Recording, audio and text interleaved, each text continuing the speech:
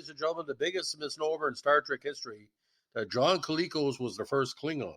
Well, he did appear in the episode Errand Of Mercy where the Klingons first appeared, but he wasn't the first Klingon on screen. This will win you a lot of bar bets in the coming years. Victor Lundin, a very important character actor in the entertainment scene, and he had played numerous characters over his 55-year career. Now, born in Chicago, he's best remembered as appearing in the 1964 science fiction film Robinson Crusoe on Mars as the character Friday, and for having later portrayed, again, the first Klingon seen on screen in the Star Trek television franchise.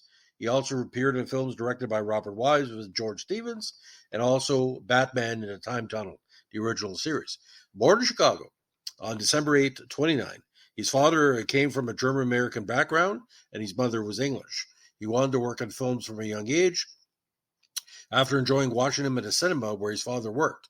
While attending Lane Technical College Prep High School, Lundin trained as an opera singer. He was also on the baseball team, a Renaissance man for sure. During this time, he would take on small roles in broadcast and radio productions being produced in Chicago, such as Mystery Theater and Captain Midnight. He began to play semi-pro baseball as a pitcher for Skokie Indians, but an injury to his throwing arm in his second game ended his career. Now, Lundin began to study music at Roosevelt University, but after a year won a part in the lyric opera of Chicago's performance of Don Giovanni, which created an opportunity for him to study abroad in Italy. However, he turned this down, instead opting to move to California to pursue his acting dream. He went on to attend Loyola Marymount University in L.A., where he graduated with a BA in Communications Arts and Literature.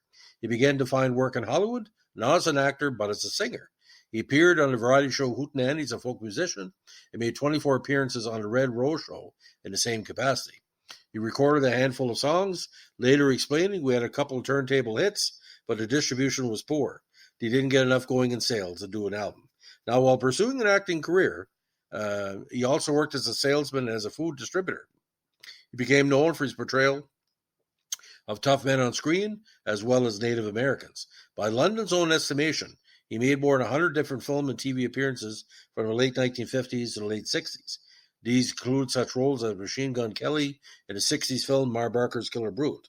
During the early 60s, he worked with two Academy Award-winning directors, Robert Wise and George Stevens. With Wise, he appeared in the director's 1962 film Two for the Seesaw, and in Stevens' The Greatest Story Ever Told in 1965. Lundin also appeared in a number of other films around this period, including Promises, Promises, and Beau Geste.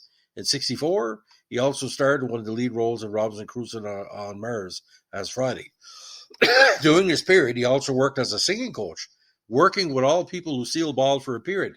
Now, of course, Lucille Ball ran Destiny, who were producing Star Trek. He said, "I couldn't teach her anything, but she was such a heavy smoker. She was like a basso profondo." Now, Lundin appeared in several 60s science fiction superhero TV series, including such as Batman as the Octopus, one of Penguin's henchmen, and as Chief Standing Pat in separate episodes.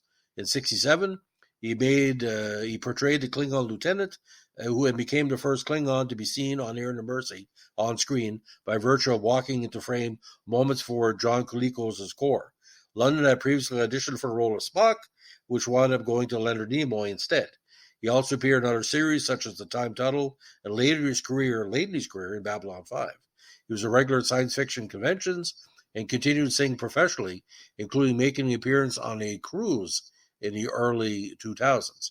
Now, Lundin married Christina Friedlander in 1961 and had 3 children, 2 sons and a daughter. The marriage ended in 1972 and retained custody of their 3 children. He later raised his 3 children alone, but then met Amelia Parzarski, with whom he would spend the last 20 years of his life. He was involved with charities, including the very important Child Welfare League of America.